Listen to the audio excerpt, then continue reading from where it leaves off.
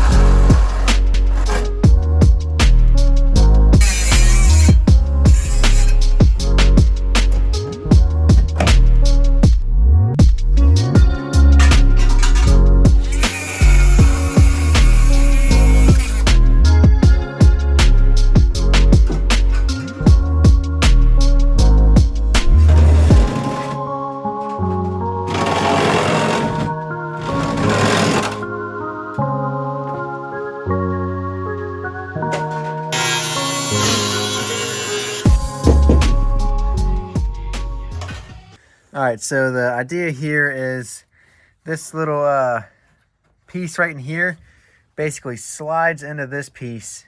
So that is above that on both sides. And I need to get that in first, and then the whole thing will like kind of butt up against that. And this top lip will be above this. And once I get all that kind of squared up and in there, then I can start raising the back of it up into place to where I can line the frame rails up. But it's just super tight and hard to get this thing perfectly in here. All right, I think we got the floor in place. As you can see, the frame rail right here, it's pretty much flush and level. Same thing on this side. You can't see it because this piece is in the way. But yeah, I think this is where it's gonna live. I also had to cut a little more off those feet on each side. I gotta mess with the fenders still. It's kind of hack. I haven't done anything with that side yet. But up front here, you can see these little pieces I cut out at the very beginning of this whole thing. I'm setting them back in place, and they seem to fit pretty good. There's a little bit of a gap if I'm lining up the spot holes like exactly. But I could probably just scoot it in a little bit on each side, and yeah, it's a lot easier doing it this way than bending that thing up and trying to get the floor in here. I have this tubing right here. It's 1/8 inch wall, and I believe it's 2.5 by 2.5 square.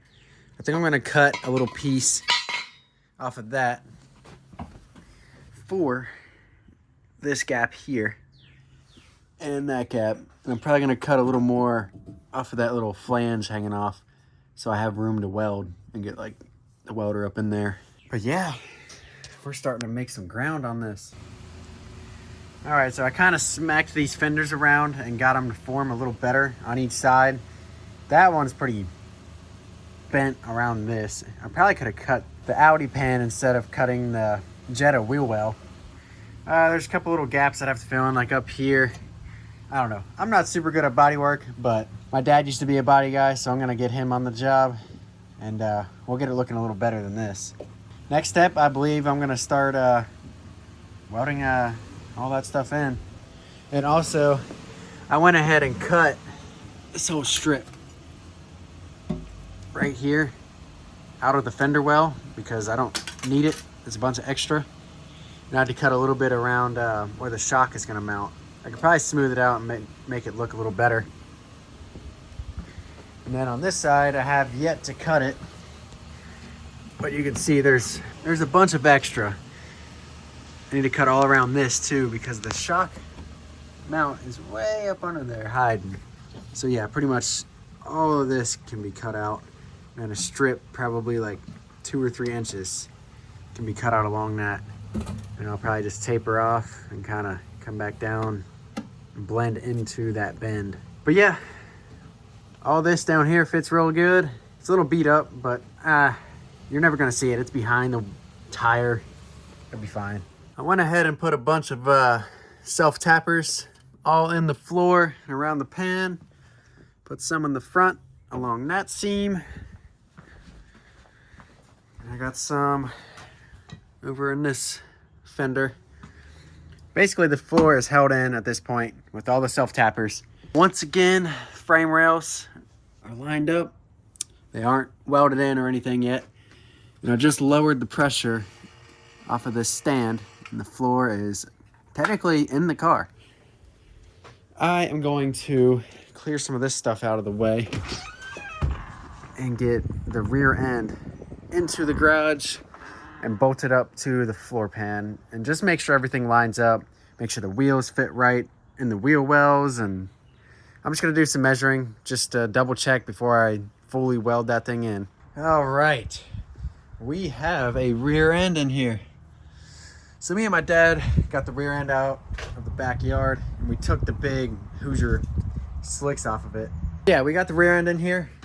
And once again, this is just temporary. We got all of the self-tapper screws, and there's some up front too. Just holding the floor pan in. It's not welded at all yet.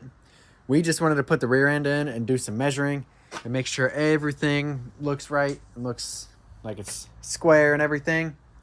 So I put these tires on just with one lug nut in it. But before I put those on, I measured from the front center bore. I measured from, basically I hung the tape measure on this lip here. I measured all the way back to the center of this. There's a bolt in there and there's like a center on the bolt. Well, I guess it's the axle. And that side, and then this side was about an 1/8 inch difference. So it might be a touch off, but it is super close. And I've been measuring around. I measured from the center of this to the side of the wheel well on each side. And once again, it's like maybe a 1/16 off. So yeah, I think this thing is good. I got the jack underneath this wheel. Just kind of looking at where the ride height is going to roughly sit. And that might be a little low there. I mean, it kind of matches the front.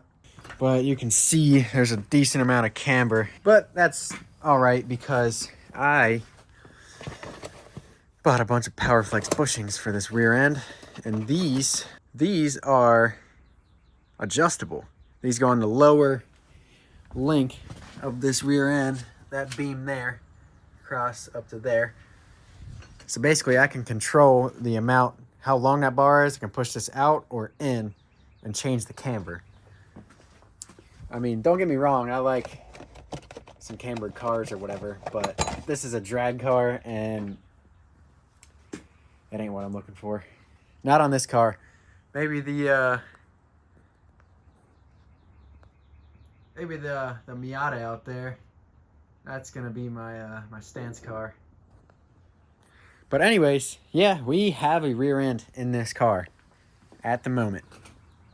Also, I might start test fitting the drive shaft and see what I gotta do there. I've been debating on if I should just try to make some spacers myself or if I should just take this thing to a drive shaft shop and, I don't know, have them extend it, because I've been told and I've seen on the forums that the TT shaft is too short. All right, I was really debating on it, but I think I'm gonna end the video here. This is a great stopping point. We have a floor in the car. We have a whole rear end in the car. It's not fully welded, but that's besides the point. But yeah, I believe this will be part 5 of the elbow drive swap. Next step is we're gonna unbolt all the rear end stuff that we just put in because we verified everything looks right. We're just gonna unbolt it and drop it down.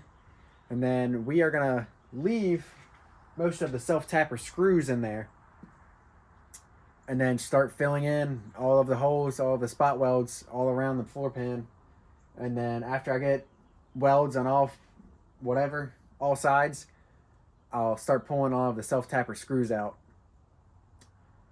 And yeah, once it's fully welded in, put the rear end back in, figure out the drive shaft, we got ourselves an all-wheel drive Volkswagen Jetta. There it is. But yeah, I think that's going to end it for here. Thanks everybody for watching. Stay tuned for part 6 of the all-wheel drive swap. This is almost done. Thanks for watching.